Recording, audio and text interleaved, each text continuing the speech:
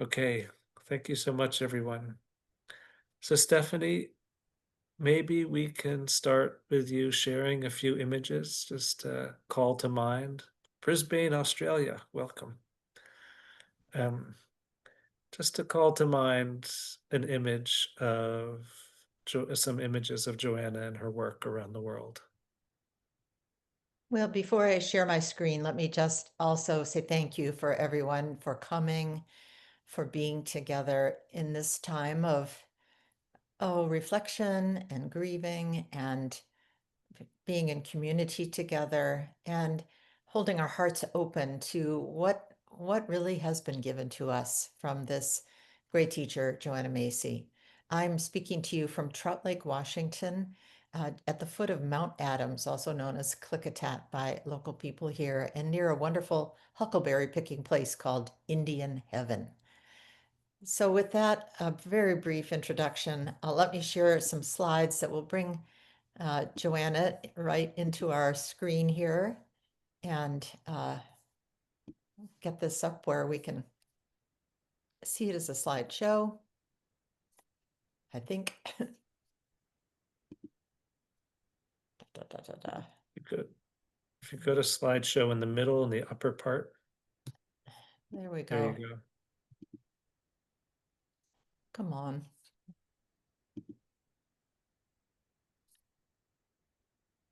Well, maybe that's close enough. I should really not have that view on the left, but I'm not Well, sure. if you press slides all the way from the beginning on the, go to the left now and play one of, no, Oh, there we there go. you go. There you go. All right. Yes, continue to share. I want to share. So just to welcome everybody with this beautiful image of Joanna when we completed the third edition of World is Lover, World is Self, which I will unabashedly say is the best of the three and the most complete. And if you don't have it, you should replace your earlier editions with this. So it was a moment to celebrate for somebody who was, I believe, 91 at that time to have three new books out. She was extremely happy. So some of you will have all of these books, but the most recent ones really that tell the story of her life as seen from many perspectives are The Wild Love for the World, the Festschrift honoring her that was such a joy to work on. And there's now a new version out, 2022 from Active Hope. That's good. And apparently a new version of The Coming Back to Life about to be released in November. And of course, her earlier books tell you where this work evolved from. Her first round of collecting the essays in World is Lover, World is Self, her first facilitator guides, her memoir, and perhaps my favorite book, the PhD thesis published by SUNY Press, Mutual Causality and Buddhist Systems Thinking. And some of the Rilke books are also familiar to all of you, and books she worked on with other people, like Thinking Like a Mountain, as well as her early field research in Sri Lanka at Dharma and Development. Prolific writer, if I had to put a slide full of all the magazine articles she wrote for Yoga Journal and Tricycle and Inquiring Mind, we would never get on to any other topic. So just to say briefly that her key teaching themes we settled on when we were working on A Wild Love for the World, and you'll recognize these: an ecological worldview, the despair and empowerment work, the systems thinking and interdependence, foundational principles, a deep time perspective, and then most important with all of that, taking action collectively. She was, as you know, a gifted speaker, a teacher. Some called her a prophet. She certainly came from a lineage of preachers, and it seemed to come out of her quite naturally, maybe even more as she grew older. Her work went around the world in so many ways, but especially her modes of teaching were very experiential, engaging body, speech, heart, and mind, and drawing widely on different learning modes from role plays to paired sentence dialogues to guided meditations. Many of these were her poetry in action. But very important was always learning from each other in a group process, She didn't believe that just learning from her was the whole story by any means. Extinction Rebellion has been particularly influenced with all their training through Active Hope, the Active Hope book, and all around the world. But in other places written about in that Festschrift volume, we see the work being carried to Sarvodia in Sri Lanka, to Australia, the Joyality Circle here, again, a group learning in that wide outdoors, to Mexico, a truth mandala taking place and a council of all beings. You'll recognize some of you the props, but in a different setting, in a different language, in a different culture. And many of you have probably done the elm dance, a beautiful, evocative tradition that Fran and Joanna brought back from their travels in Russia that really enabled people to call out what they were most concerned about while moving, while singing, while being with each other in a beautiful circle. But you may not know that the work also traveled to Africa under a different guise, led by Liz Hoskin, a program called Earth Jurisprudence, which was translated into the concept of sacred natural sites and who could care for them as custodians.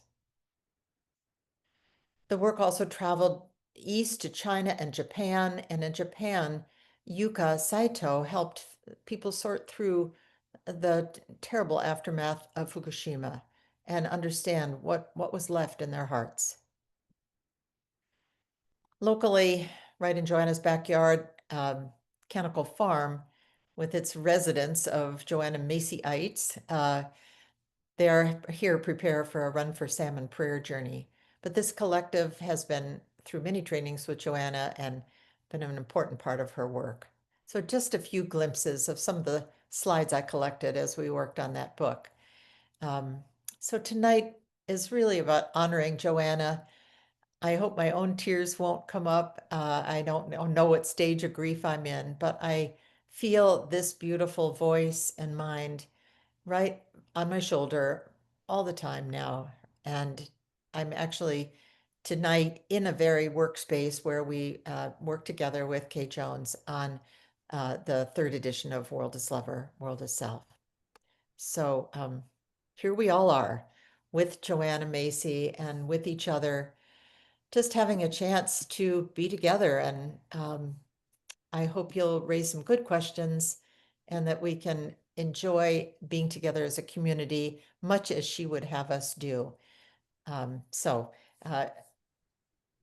we've got quite a few questions for you where we can spin off some of these things. And I hope that I'll share a few things that you haven't bumped into so far, but I mean for this to be personal and as much based on what I know from my own experience as from what I've read. Her words are, I don't know, imprinted in my mind now after so many meetings and so many Zoom sessions and so many rounds of copy editing. So back to you, William. Okay, thank you, Stephanie. And maybe the first question that we could explore is um, sticking with the personal. You spent a lot of time with Joanna over the years and also in the months leading up to her death. And you were there in Berkeley and at the wake. And you said you hope the tears didn't come, but maybe this is an opportunity if they do want to come, if you would be willing to share something of just she died so recently in July, and maybe you could just share some of what it was like in those final weeks. Well, probably like a number of you, I was following Caring Bridge very closely every day. I was so appreciative of Peggy's posts and Anne's posts. They were so kind to all of us to keep us informed. And so we would know exactly where we were in this journey with her. They were so intimate. And then we got to hear each other's comments too. Thousands of them, it seemed, were pouring in after every post. It was an amazing expression of solidarity and humanity, really. I was very touched by them. So I was already due to see Joanna in the middle of June, had already a trip planned, when suddenly I learned she was in the hospital. And more than that, after hearing about the fall, which was very significant, as you know, she broke her femur, and it happened right when she was trying to get online to her women's Dharma group that meets every Friday morning. And she was calling Peggy for some help, and then something happened and she was on the floor. So they took her right to the hospital, of course, but she was there for 2 weeks, and during that time also contracted pneumonia and COVID. So this was making her recovery quite challenging. And I could have gone to the hospital, but at that point we would have had to don all kinds of PPE, masks and gowns and gloves. And I had an older husband, and I was visiting an elderly cousin, and Wendy Johnson, who was with me, had a new baby granddaughter. And we decided we better not go to that hospital and take that risk. So instead, we went to her house and we brought flowers to shred for the eventual use in whatever way they would want them in a household, but none of us knew how it would all go. So when she came home, of course, everyone was very excited. Oh, she's home, she's home. This is her fortress, her castle, her dining room table, her kitchen table, where so many conversations happened. And it looked like she might pull through, but in fact, it was a little all too much. And very quickly, Anne and Peggy had to manage all the people that wanted to see Joanna. So I flew back again and visited her at home and was one of the few let through the gate. And Dan Siegel was there right before me. And it was really 10, 15 minutes. The visits were short because her energy was thin. But Peggy was playing chants on her iPhone, and Joanna loved them. And we would all sing along to these kind of single syllable Hindu chants, and she'd raise her arms and participate in the way she could. But after that, it grew quieter. And then the gatekeepers tried to keep the house very quiet for her so she could just plunge into whatever this new adventure was. And she did speak about dying as an adventure, as she spoke about most things in life. They were all adventures to her. And I came back again one more time, thinking the wake would happen. But in fact, she lived another week. So she died on July 19th, while we personally at home were in the middle of a drop by for pie extravaganza with neighbors and friends coming over for all these blackberry pies I'd made. And I only learned about it until after I came inside and looked at my phone. So I subsequently went back in August, and I'll tell you, it really was important to walk by her house and sweep her porch and her sidewalk and be like a Zen monk, just being with the empty upstairs and knowing that so many conversations had happened there. And I realized they could still happen in my mind if I thought of that kitchen table or I thought of that living room and her rocking chair. It just would bring it all back. So it's been a very tender time, and some of you, I hope, will be coming to the October 3rd public memorial service in San Francisco at Grace Cathedral.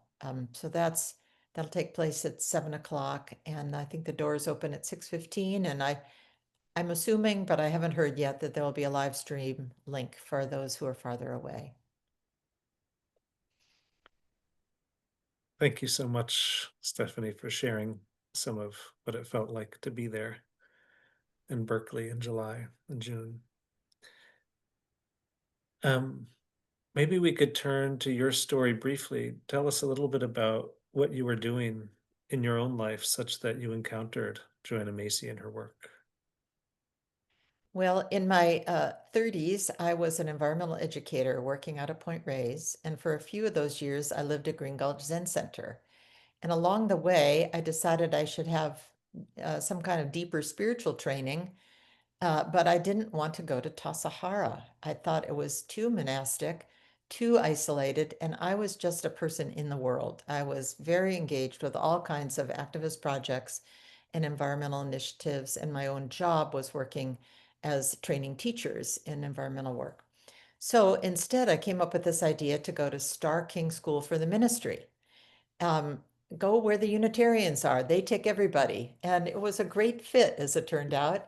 And there, in fact, was Joanna Macy teaching an amazing course, and this is where I met her, on systems thinking. So in my very first semester there, I took the class, and Joanna had for us her reader from the course when she took it at Syracuse. And I still have that. It's an amazing collection of difficult academic articles to read. And I just chewed on them so hard. It was wonderful. But what she did that blew my mind was it was a 3 hours class, and the first half would be discussing the readings that were assigned. The second half was some of her amazing exercises. And I had never seen a teacher do this at Starking or anywhere else, from the role plays and the guided meditation. So I started studying her as a teacher. How is she pulling this off? How does she do it?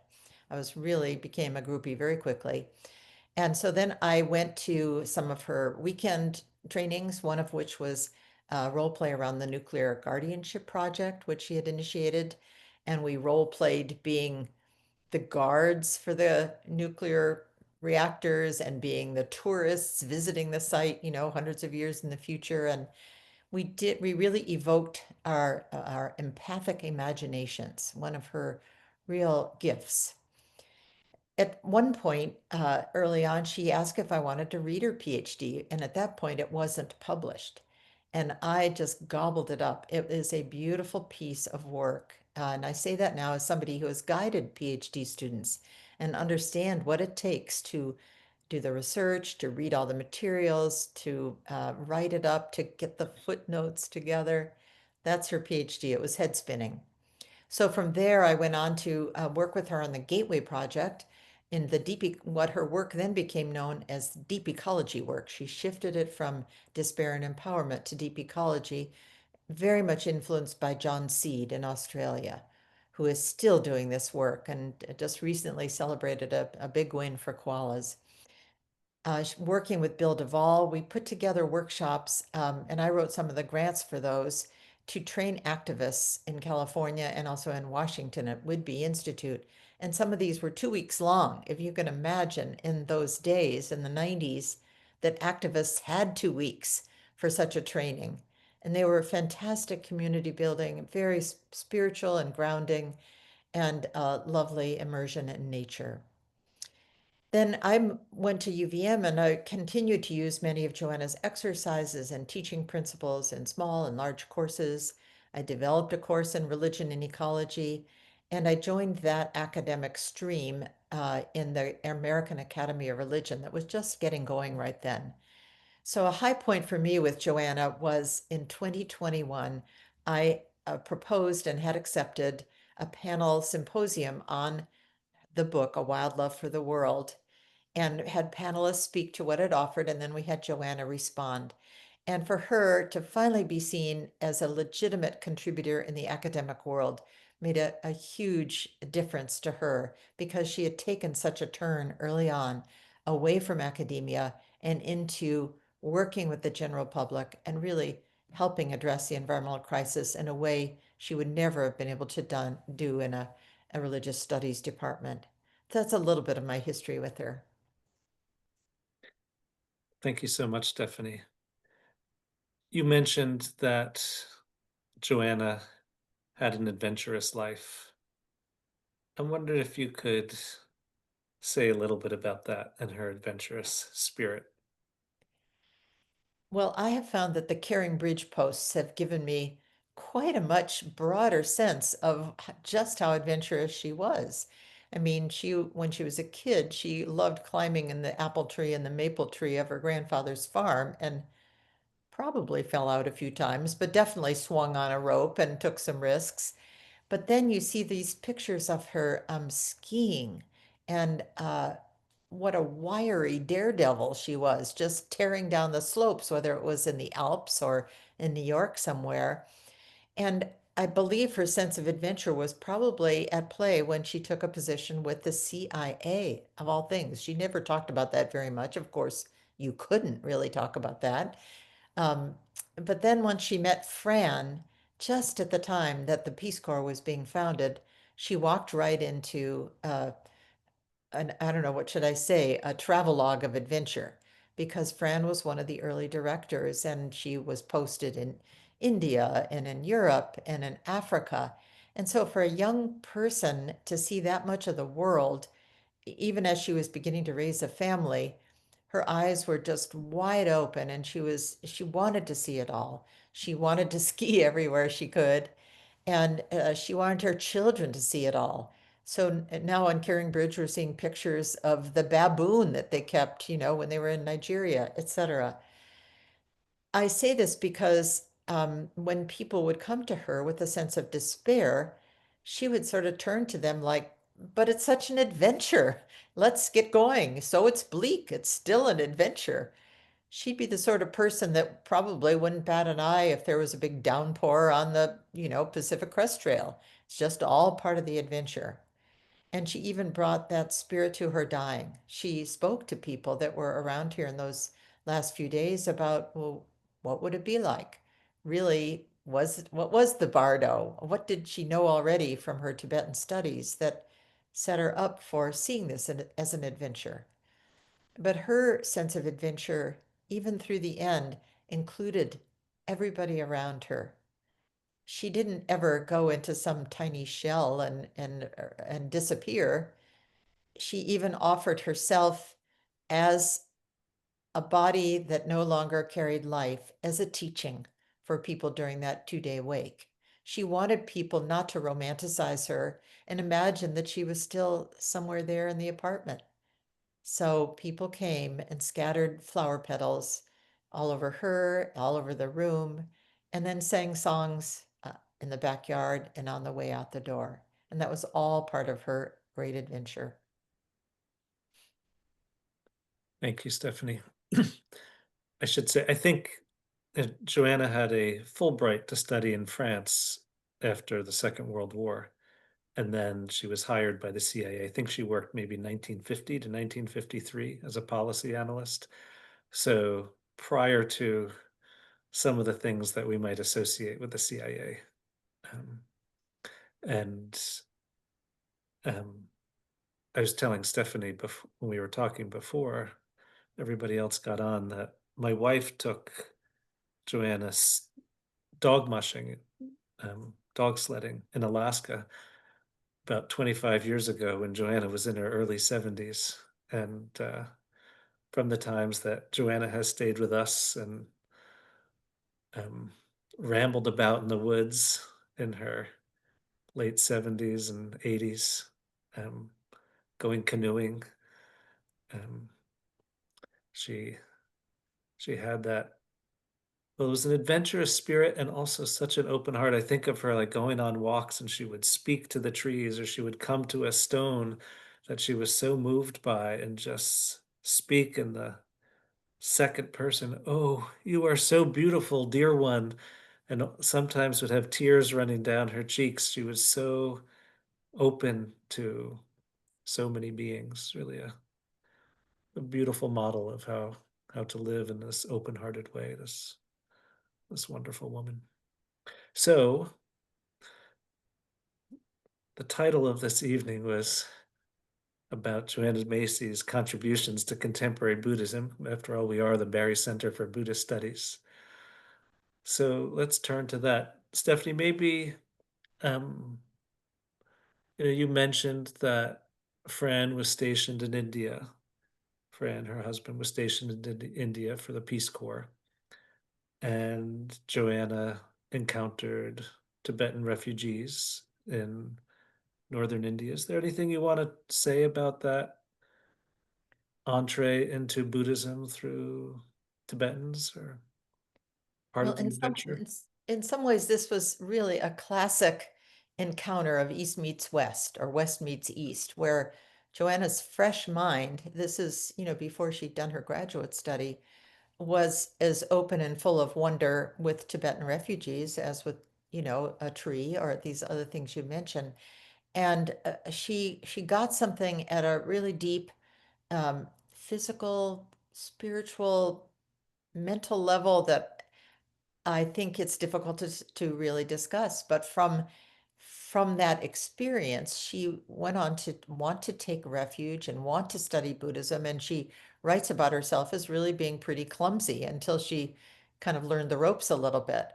So her entry in learning was through many of the Vipassana methods, really studying the stream of thoughts and studying the feelings as they arise and refraining from second arrows and self-criticism, etc.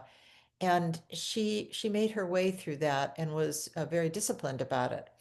Some of the Tibetan teachings she took were in that transmission form, and we all know the Shambhala Warrior Prophecy, which she completely fell in love with and shared at every workshop she could, and told it with such passion. It was like a perfect fit, you know, glove on her hand.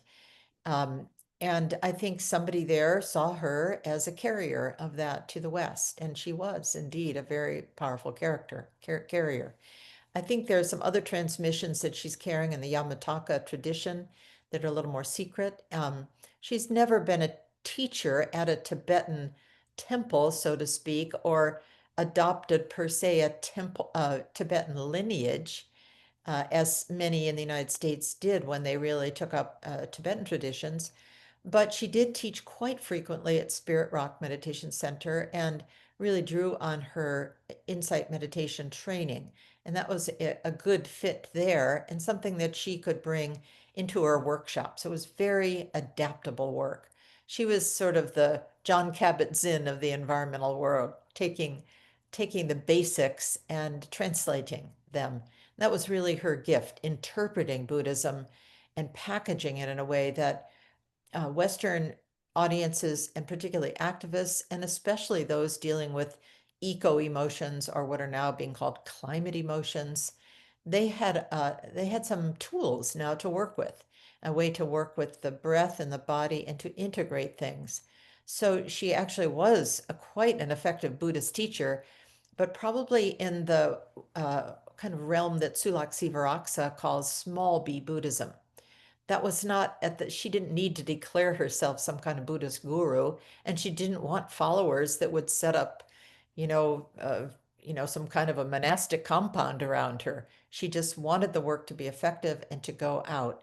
So the people that assisted her the most in that were logistics organizers that could plan tours and speaking and drum up audiences and support her in how she led her workshops.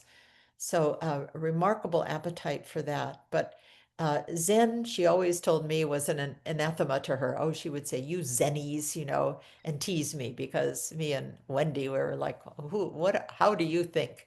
We just laughed. But that gives you a little bit of a sense of the streams of thought. And of course, as a scholar, she also was reading the Pali Canon and really trying to understand it as a nonlinear philosophy, Buddhist philosophy, which she had never seen in any of the monotheistic traditions, and to line it up against systems thinking as also nonlinear in its approach. This was uh, an intellectual joy beyond measure for her. Maybe we could stay with that particular intellectual joy. You mentioned how much you were impressed by her dissertation, which was maybe the first time that anybody had done a systematic study of dependent arising, or as she calls it, mutual causality, and the systems theory. Would you be willing to say a little bit about what she means by mutual causality and how that was interpreted with systems theory, and perhaps why that would be relevant for ecology and social systems? Well, I bring to this my own training in biology and ecology, so I kind of think of it as ecological thinking plus. In other words, when you're looking at a natural habitat or an ecosystem, you're taking into account every possible factor that's there, the weather, the soil, the height of the trees, the micro, this, the mycelium of the fungi, who's been there the longest, et cetera, et cetera. But when you look at mutual causality in the Buddhist sense or the system sense, you're also adding in human thought as well as actions, human intention, human history, human habits, all the things that we think are invisible, but actually are part of our actions and are impacting the natural world all the time around us. So Joanna used the term, the classic term, dependent co-arising, to explain how everything was mutually affecting each other constantly.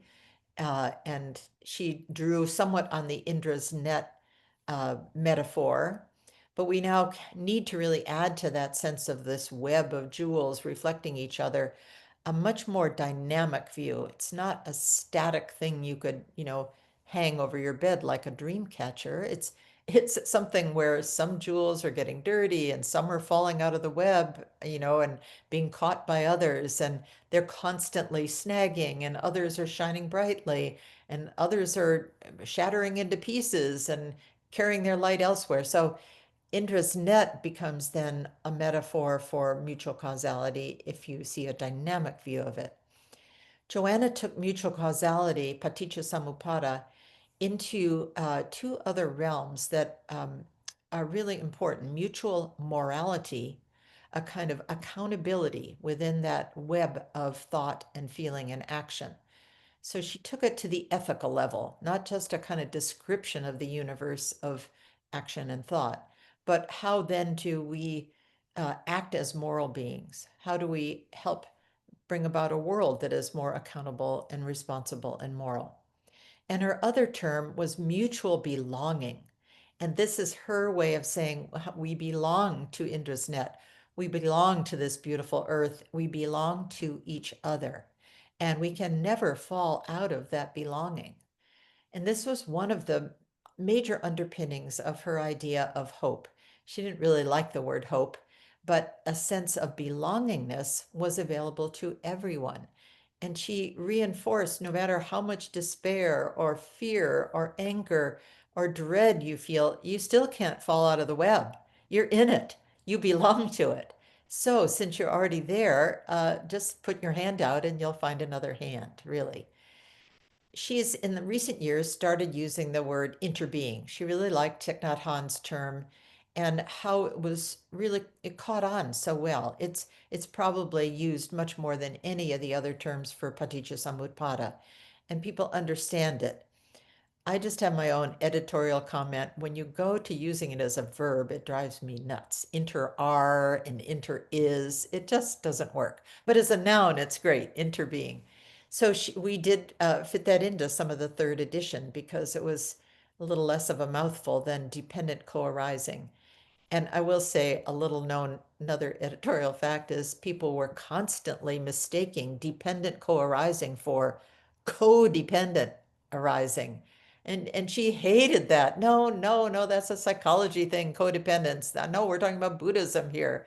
So we always, and I'd even find it in the copy editing that, some copy editor would fix it and fix it wrong. So um, in systems theory, what she explains and often taught in her workshops were the mechanisms in that co-arising, the mechanisms of emergence and positive disintegration and negative and positive feedback, so that you could become a better observer of the way systems worked.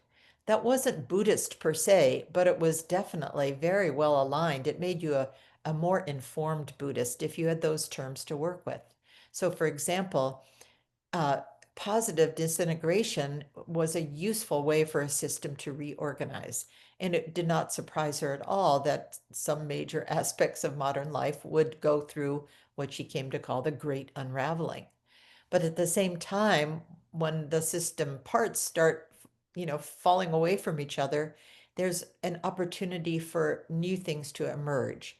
And she would point people to look at what's emerging at whatever scale. And then you will see that things are arising even as other things are passing away. So the important thing here was to see how fluid it all was and how much everything that was happening was being affected by other things, and that you, as an agent in the web, could have an effect and were having an effect. So make good use of that energy that you carry into the web. That's a little bit of some of her languaging. Maybe we could stay with the sense of an agent in the web, Stephanie. Mhm. Joanna had such great titles for her books. How can you do better than World is Lover, World is Self? And that's one of the books that you worked with her on. And in that book, she talks about the greening of the self, the integration of a Buddhist understanding of the self with a deep ecological sense of self. And I'm wondering if you would be willing to say a little bit more about that explicitly. Yes, the way we probably imagine the ecological self is like somebody who is out there bird watching and, definitely knows what habitat they live in and who lived there before. But her understanding was way much bigger than that. And it comes out of the first chapter in that book, World is Lover, World is Self, the title of that chapter. And she lays out four metaphors that people have recreated many times in religions and governments and philosophies. First, the world is battlefield, good versus evil, light versus dark forces at play. We're watching it now in the form of Republicans versus Democrats, etc. But in many religions also, that you take up a religion so that you'll be on the good side and win the battle over evil. So this is a very dualistic metaphor. Likewise, world as trap.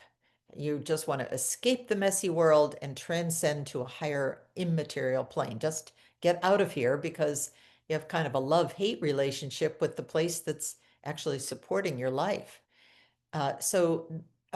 Many spiritual traditions place a value on detachment, but she points out that the Buddha taught non-attachment from ego, not from the world. So this world is trapped, too much is associated with a fear of nature or of an environment, and again, that dualistic split. But then her two other metaphors, world as lover and world as self, these are the foundation of the ecological self. World as lover is a life-giving partner. The earth is a mutual allurement, the kind of thing you think of in a Krishna worship. Um, and as she said in that chapter, when you see the world as a lover, every being can become an expression of that ongoing erotic impulse. Now, as the world is self, where you see this jewel net of Indra, it's illumined by all the others, every jewel, and reflected in them, and you contain the whole of the entire Indra's web. So this is where the mutual belonging comes, both of the self of our world and its cherished lover. So she kind of puts together the loving part with the understanding of world as self to come up with ecological self. And this is one of her phrases that really caught fire all around the world. It worked very well with the deep ecology philosophy, but it went beyond that because there were some pretty solid critiques of deep ecology, which meant it needed some, correctives philosophically and culturally. But the ecological sense of self, anybody could touch into from their specific experience, where they lived, what they saw, the cats and dogs they had, the friends they made. It pretty much covered all of your ecological relations with weather, with gardening. It was a very invitational concept that easily arose out of the workshops and carries forward today, I would say.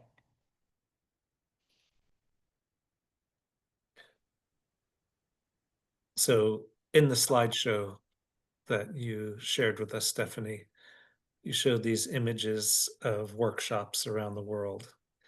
And one of the really helpful frameworks that Joanna shared is this notion of the great turning that so many people could be part of. And maybe you could say a little bit about how Joanna understood the Great Turning, how it helped her with her own work, and including how it helped inspire others. This is a beautiful phrase that many people have really used as a kind of anchor for their work. Is what I'm doing a part of the Great Turning? Should I leave some of what I'm doing and find something better that will be more effective in the Great Turning? And what she meant was from the industrial growth society, the one that is capitalism on steroids, the one that's gobbling up the world. Can we turn from that to a life-sustaining society? And what would that look like? And it would be a mosaic of possibilities. You could see it as an idealized thing, life-sustaining society. And in the early days of her workshops, it was very aspirational. It was very prophetic. It was a sense of, let's turn towards that. And this is when the whole sustainability movement really got roaring on campus. Campus sustainability coordinators, campuses turning into arboretums and building geothermal plants, and pretty soon turning out undergraduates that were getting jobs in businesses as sustainability coordinators. So we had global goals for sustainability. So a life-sustaining society had some real, heft to it, and it worked very well. Then we went through some pretty tough days on various of our presidential administrations where it looked a little more bleak. And yes, she would say, so it's bleak. But she had to expand the definition of the Great Turning to emphasize even more an internal turning. That even if things didn't look like they were making a big shift in the direction you looked right then, or under the leadership that we were all subject to, um, it didn't mean you didn't keep doing the work. You found other ways to embody the great turning with family or in your home or in your heart.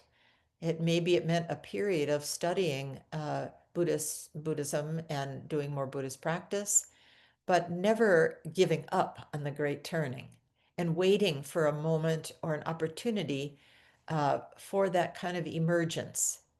And I think we're seeing this now. I'm thinking about Sunday coming up, Bill McKibben's great climate uh, idea to celebrate the sun all around the world on September 21st. I hope you'll all be able to join in some part of that. This is a completely emerged idea of his that just caught on fire, so to speak. And Joanna would have loved it. She probably would have been making her own puppet, or certainly her own sign. This is something you could not have predicted at all, but in the great turning, with room for surprising actions to emerge, you flow that direction. You flow where there's energy toward the life-sustaining society. So she kept expanding and working with this turn and never gave up on it. And I think it's powerful because it's an action verb, and it means turning toward. It's a place to lead.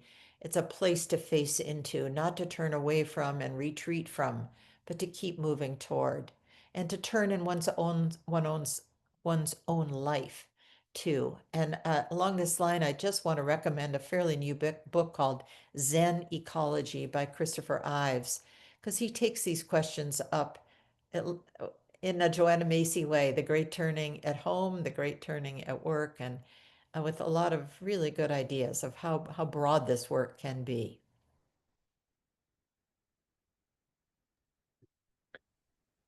And I should say, Chris Ives is on our board at the Barry Center for Buddhist Studies and teaches on Zen and ecology here if you're interested in doing a retreat, as Joanna Macy taught here.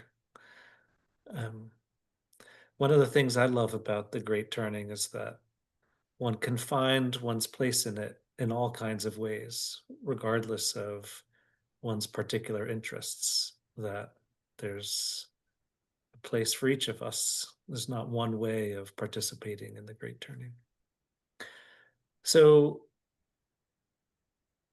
part of her work, and I think something that really touches me and I find very powerful, maybe the most powerful thing that she taught me, Stephanie, is this idea that the greatest danger is the numbing and deadening of our heart and mind. And I'm curious if you could say a little bit about why that numbing is such a danger, and what did she suggest to bring our hearts and minds more alive?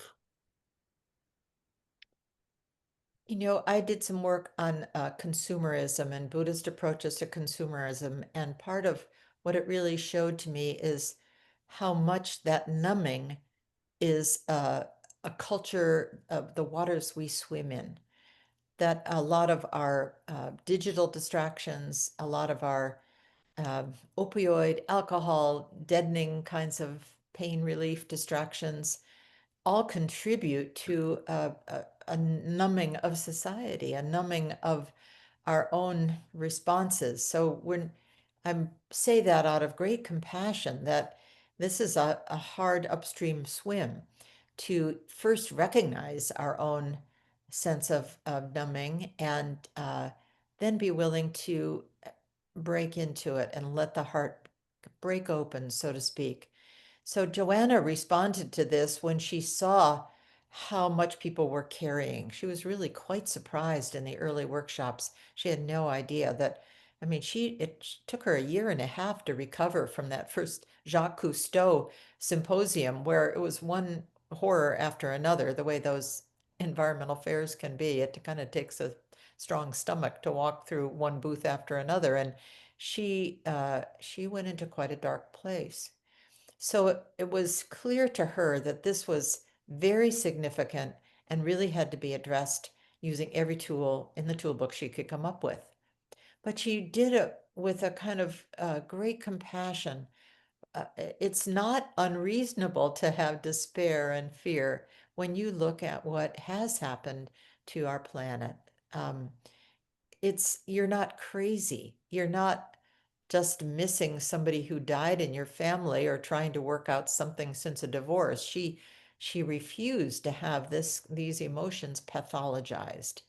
And she was a bold pioneer in that way. And she could extend a hand to people who'd had their therapists tell them, no, no, you've got to go home and, make up with your husband or whatever they told them. She said, no, this is very legitimate. And now out of this, we have a whole field called ecopsychology. We have a diagnosable climate anxiety. It's in the DMSO now. We have people understanding that these are very, very valid states of mind, and there's good reason to experience them. But what Joanna did was to say, we can't just stop with that. We need to unlock the energy that's been locked up in those emotions. And this is one of her most brilliant translations from Tibetan Buddhism. She understood that that energy could be uh, unlocked to release and empower people to take action. And she called it the tantric flip. So this was not Zen and this was not Vipassana. This was very much a kind of theatrical sense of let's get in there and see what that despair is, like in the Truth Mandala. And then with the help of all the other people in the circle and with all that's being expressed, there will be a big enough space that can be dropped or moved through or jumped into, whatever it took. And by the end of the truth mandala or the four stages of the spiral, people had more energy. They were no longer just caught. Now that's a sort of cycle that just needs to repeat and repeat. And each time there's another, we're getting, the daily double here, if not triple, under the current administration. This is a staggering onslaught of possibilities for despair, rage, fear, etc. So this calls for a continuous sense of take the energy that's in those emotions and let it move and let it take form and emerge into some other expression that's like Sunday, something like that. So this is a very alive part of her work, and I think we're seeing it particularly beautifully expressed in Sunrise Movement and Extinction Rebellion, and the younger generation is really onto this and moving. They're fighting with their cell phones, but they're still moving through where those phones are stopping them. Stephanie, you mentioned the 4 stages of the work that reconnects. Mhm. Could you say explicitly what they are and something of the spiral of the work that reconnects? Yes, I will, William. And as a matter of fact, they used these 4 stages for the wake and designed the way people move through Joanna's house to be part of this work that reconnects. And I have heard through the rumor mill that that will also be happening for the big public memorial. I don't know how, but we'll see. So the first stage, coming from gratitude, is a grounding stage. It's finding your place in where you are with what supports your life. There's no matter how much emotional anxiety, fear, despair, still we find where we're supported by friends, by family, by a home, by a neighborhood, by a religion, by a club, by a hobby, a sport, anything to get grounded in that gratitude because that connects you to the most basic gratitude for the earth itself. And then from there, there's enough anchoring to be able to do the second stage, honoring our pain. And many of the most effective of Joanna's exercises were in this segment, the Truth Mandala, the Council of All Beings, um, these paired open sentences that allow people to just speak freely in completing a sentence and from the heart, kind of icebreakers, really. But the word honoring is really important um, because it doesn't belittle, it doesn't shame, it doesn't make you less than somebody else because you're feeling these emotions. Actually, under Joanna's tutelage, you're more because you're willing to feel. So come forward with that. So that is a very moving part of the spiral.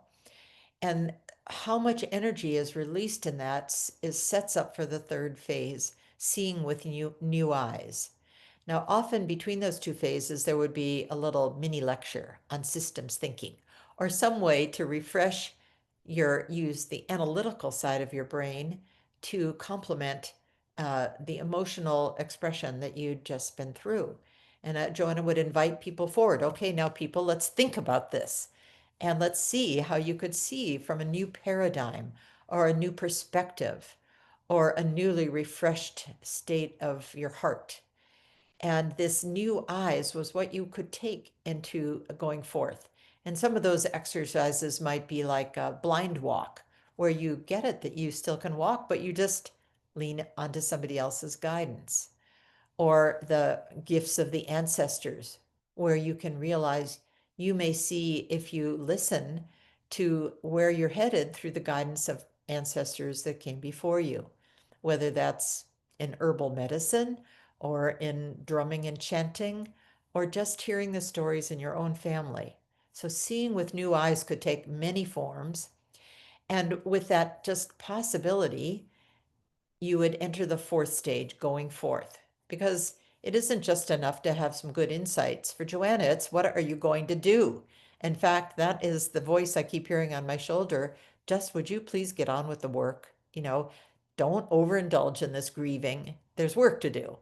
So going forth would often involve consulting groups. I really enjoyed those where you'd have somebody, a little group of 4, and someone would be a being of the future. Someone might be an animal representing, your work, and someone might be a close guide.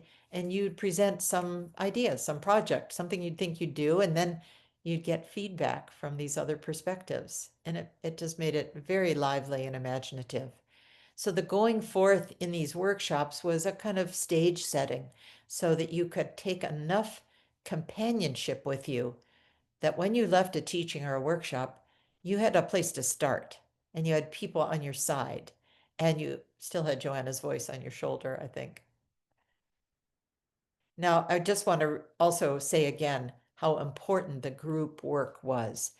This was a way of bearing witness. You were no longer alone, or you found your voice in these groups.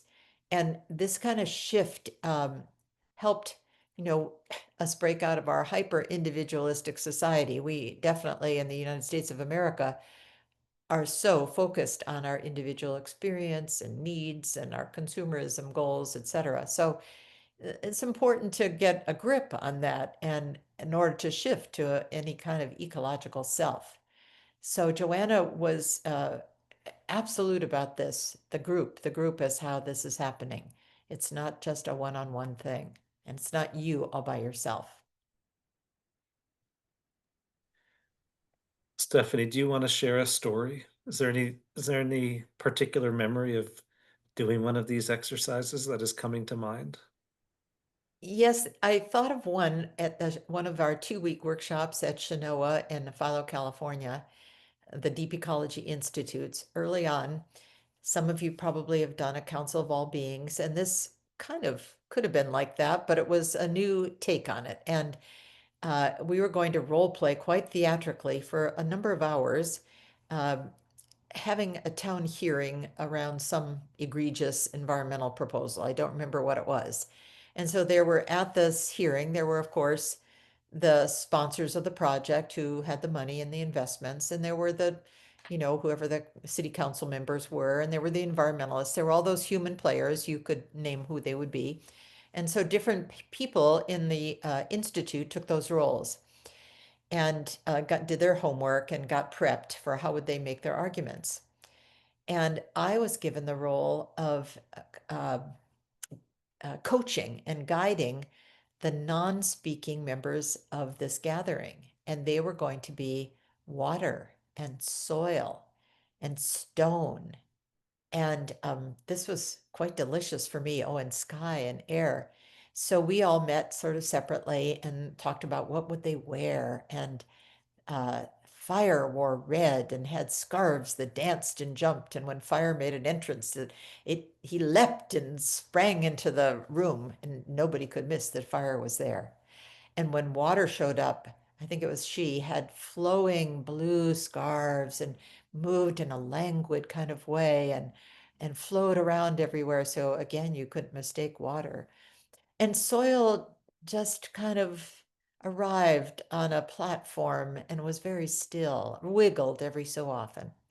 Now, what was important to me was they were there witnessing, they were listening. You couldn't ignore them, but they didn't get to speak. And it changed the conversation because people in the room would address them and say, well, I'm not sure what Fire would think about this. They had to be included by the humans. Well, when it was all over, I met with them outside afterwards and just to see how are you doing, how was this for you? And it was life-changing for most of them because they had so completely embodied their role. They understood how important it was to them. And we needed some real serious transition time so they could become human again. They had become those presences there and really enriched that dialogue. And I was very moved by that myself. It was really quite a beautiful experience.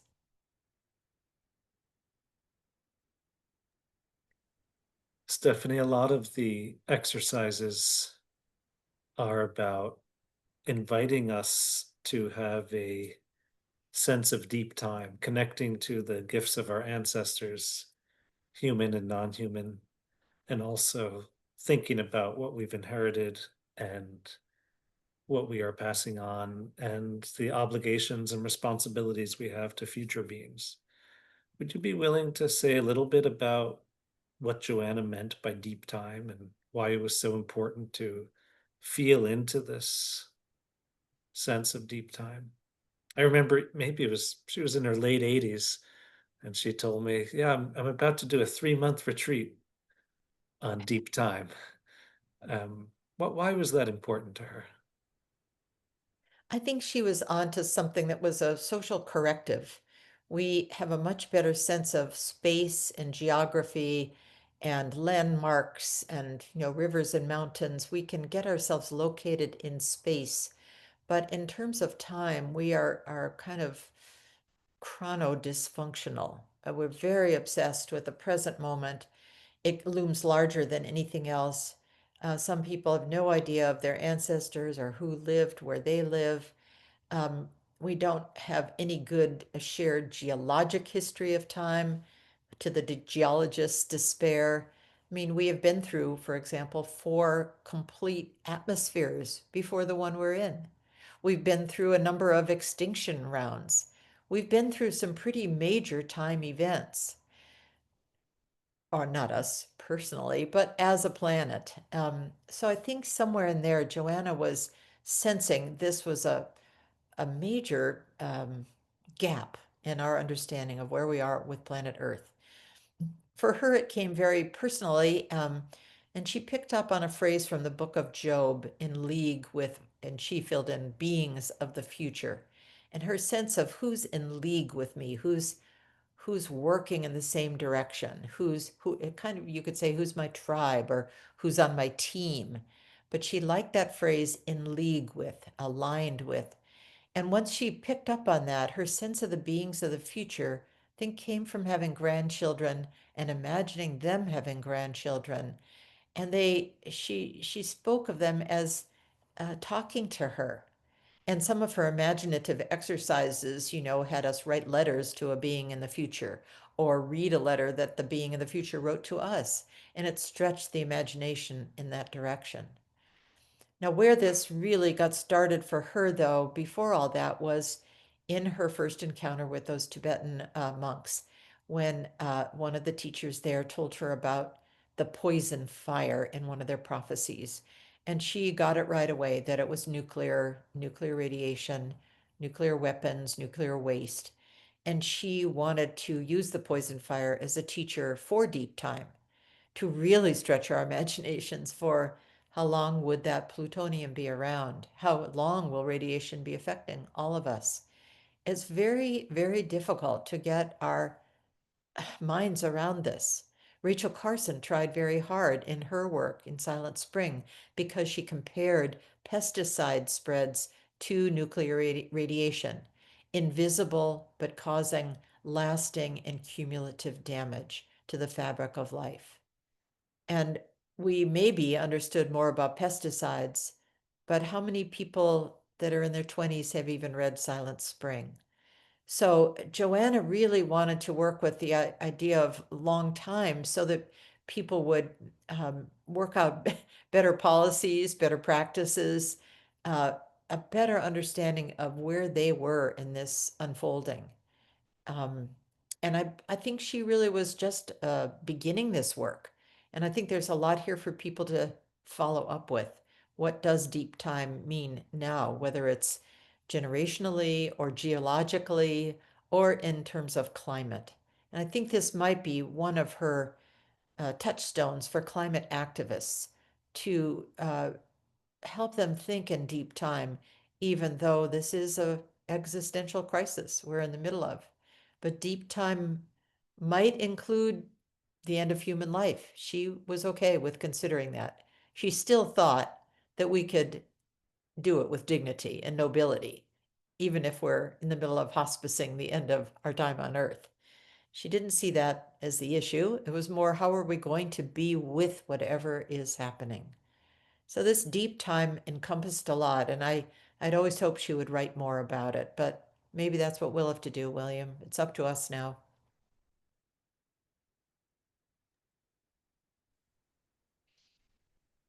So, thinking about hospicing modernity or hospicing human life on Earth and what alternatives there might be brings up the question of hope. You mentioned earlier that she didn't love the idea of hope, and she talked about active hope as used that as the title of one of her books. What does she mean by active hope? Well, she would always give one of her snorts if you use the word hope, because she said there's no word for that in Buddhism, and it's just kind of gets in the way if you're pinning your actions on some preferred outcome. I think it was her way of trying to take down some of the idealists or even some of the other religious imperatives that are very much future oriented. So active hope really is about becoming active participants in bringing about what we're hoping for. It's a practice rather than an emotion. And she used it as a way to describe the bodhisattva mind, a being who has a boundless heart, someone who realizes there's no private salvation, someone who acts on behalf of all beings. So active hope was more of an invitation for her. Like, jump on in, get busy, do the work. Don't be passive and just kind of, lie back on your bed, kind of vaguely hoping things will get better. Um, it doesn't work like that. You need to be part of Indra's web. Get busy, jump in and find the thing that has your name on it. Find the thing that has called you. And don't spend a lot of time comparing the 35,000 things that maybe you could do. There's one that's already walked right towards you, and that is the one that you can do because you can be active there. So that has a lot to do about where you are, what kind of positions you hold in your job or your family or your community. Where already do you have some power and agency so you don't have to start from scratch? And what's in your voice to say? Is your passion about plastic or is your passion about fashion and sustainability? Where already is there something that's very alive in you? And that's the place where active hope is already engaged, and you just need to hear about it and keep moving with it. It's not something you have to go to the store for with a shopping cart. It's in your heart already because you already have a bodhisattva mind and a boundless heart, and it will give you a direction. And I think that's why that phrase has really caught on, and others have used it too. Roshi Joan Halifax uses wise hope, very closely related. But to get beyond just wishful thinking is what she means by it.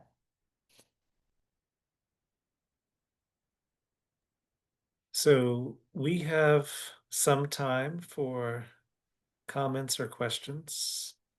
If you have them, you can put them in the Q&A. Oh, looks like okay. Here's one. Joanna Macy contributed, was a co-author of a book, Thinking Like a Mountain. Mhm. And somebody asked, how does a mountain think? Well, this is a phrase that came from Aldo Leopold, actually, in the kind of seminal essay where he raised that issue when he was out doing his wildlife refuge management work with a bunch of hunters. And they shot an amazing elder wolf of a wolf clan. And he spoke of green eyes burning, with a green fire. And later conservationists took that up, that thinking like a mountain. And what is that green fire that burned in the wolf's eyes? And it was a true epiphany for Aldo Leopold, and it turned his work towards conservation in a broadest way. And he wrote many beautiful essays as a result of that. So that's where the phrase came from.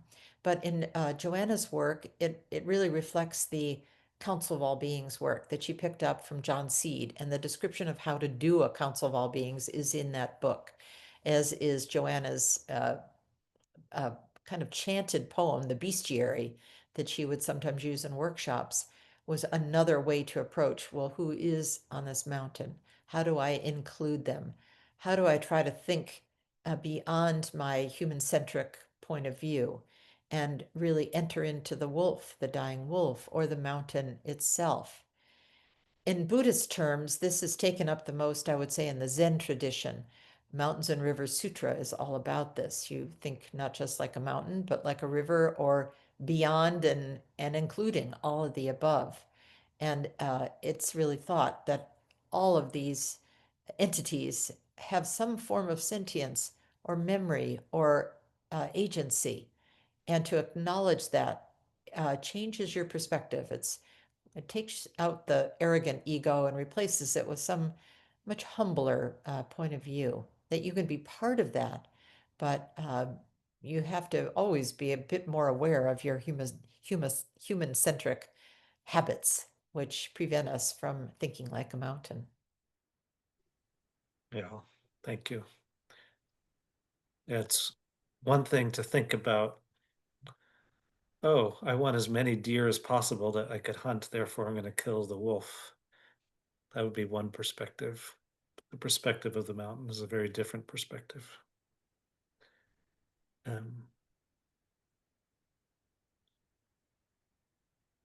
so here's another question, Stephanie. If you think about Joanna's contributions, you've shared so much tonight. Um, for younger folks, or for now as Joanna is elsewhere, um, or for future generations, what do you think would be most relevant from her work to keep in mind today and in the future? Well, one thing I think I've really been impressed by with Joanna is a sense of style. That gal had amazing elegance and a sense of flair. Um, in some ways, the Caring Bridge photos of her earrings were one of the hardest ones for me to look at.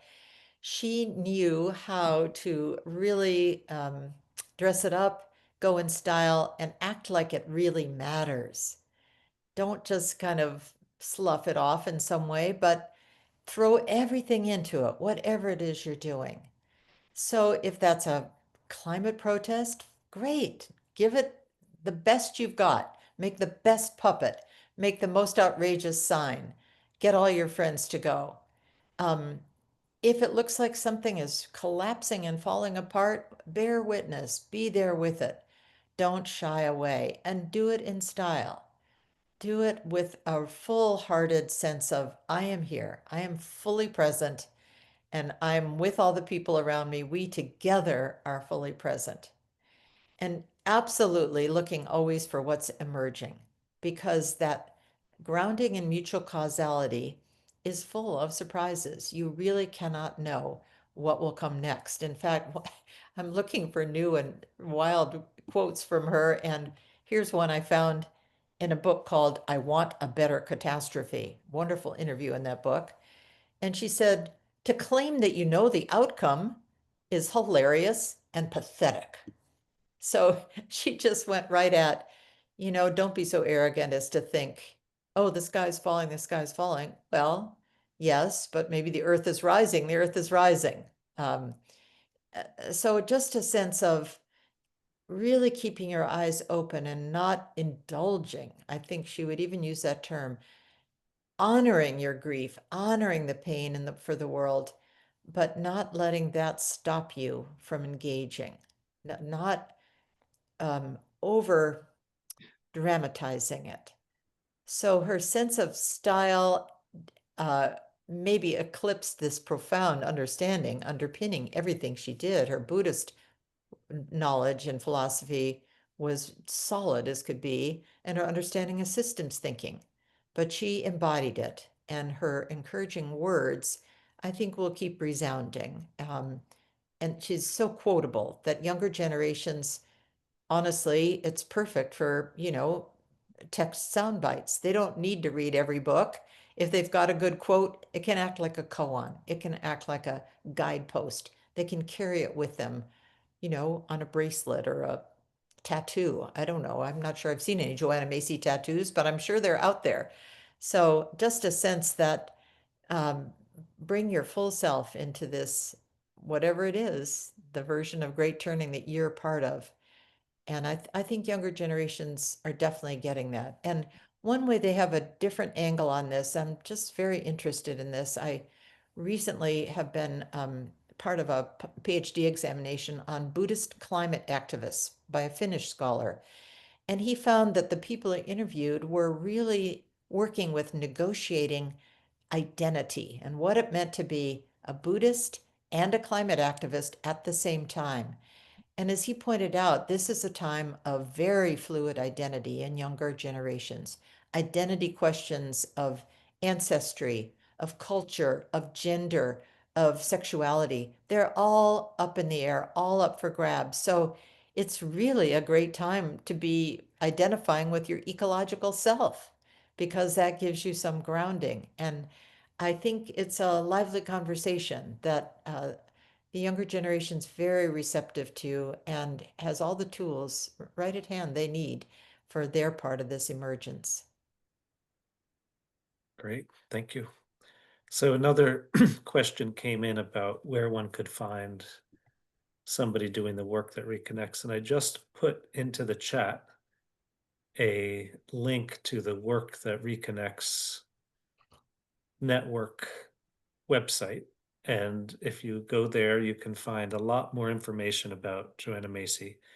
You can find resources of various sorts, and you can also find a map where you can find work that reconnects facilitators. So you can click on the map from where you are, and it gets smaller and smaller or more specific, and you could contact somebody who might be relatively local who would be facilitating work that reconnects workshops. And I think there's also some online training that is available because a young friend of mine up in way northern British Columbia took something he found extremely valuable that was all online. So I think I think there's real access here. Yeah. And somebody just put in a comment about just how quotable her work is, that they, when they were a teenager, they came across their videos on YouTube. They came across Joanna's videos on YouTube, um, and learned from there. Stephanie, we are coming to the end of our time. We were going to read a poem. Um, Maybe should I do a little Donna talk before we do the poem? Yeah, Introduce let's do the that. poem? Yep, that sounds good. So, um, I think most of you probably know about the practice of dana, generosity. It's in South Asian languages like Sanskrit or Pali. The word dana means gift or generosity, and it's the first virtue of the bodhisattva, that letting go of the things that we cling to and directly meeting the needs of others is the beginning of the opening of our hearts. The dana for tonight's program, and I should say, I'm assuming that many of you know what we're talking about here, but the idea is that teachers give freely to offer their teachings, as Joanna often did, and the teachers are supported by the freely given gifts and generosity of participants. And there's this kind of beautiful mutual trust that it all works out, and teachers are able to buy food and buy clothing and pay for new bicycle tires. Stephanie is a big cyclist. The dana for the event this evening, though, is going to go to a matching grant that we at the Barry Center for Buddhist Studies received to support programs for young adults. And we received a grant from a foundation that actually fell in love with a 3-week retreat that we do each summer for young adults, that is, the structure of it is based on the work that reconnects. And this is certainly a time that um, young adults are can be deeply benefited from this work. And so we received a matching grant to support this work, and the dana for tonight's event will go towards that matching grant to support young adults being able to spend some time in a supportive context doing the work that reconnects, and also doing meditation and earth awareness practices. So the invitation, if you are so moved, is to take up this program. And Joanna happened to love this program and was very supportive of it. So, Stephanie, I don't know if you want to add anything. Um, Well, if you'll permit me, I'd love to share this other poem by Susie Mosier first, which is not that long, but She is a climate social scientist, very close to Joanna, and she posted this on the Work That Reconnects journal. And it seems germane. So if we could read that and then the other Rilke poem that Joanna loves so much. This is just called Drop in the Bucket, and you can hear Susie reading it if you go to the Work That Reconnects. You ask me, what can I do?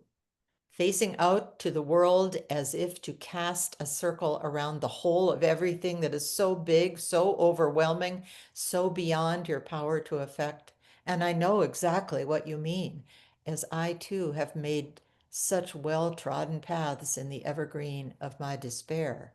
And still I say, be the drop in the bucket that waters the parched land, that douses the fires that burn, be the drop in the bucket that empties the flooded basements, that wets the cloth cooling a child's overheated head.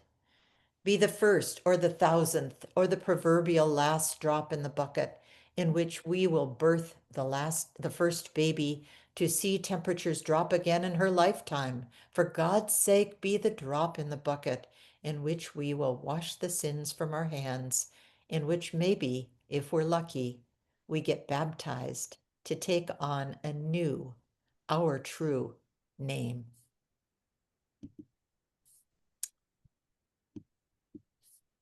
So Thank it you, seems Stephanie. really appropriate to end with this Rilke poem, and people were putting it in the comments section of Caring Bridge, and Joanna loved speaking it herself, and you should just go Google it and find her in her own voice. This from um, her translation with Anita Barrows. So shall we end with that then, William? Yeah. I live my life in widening circles that reach out across the world. I may not ever complete the last one, but I give myself to it. I circle around God, that primordial tower I have been circling for thousands of years, and I still don't know.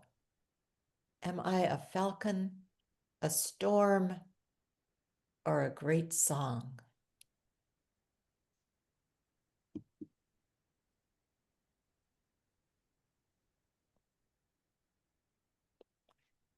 Thank you, everyone, for being together tonight. It's a great joy to be with you.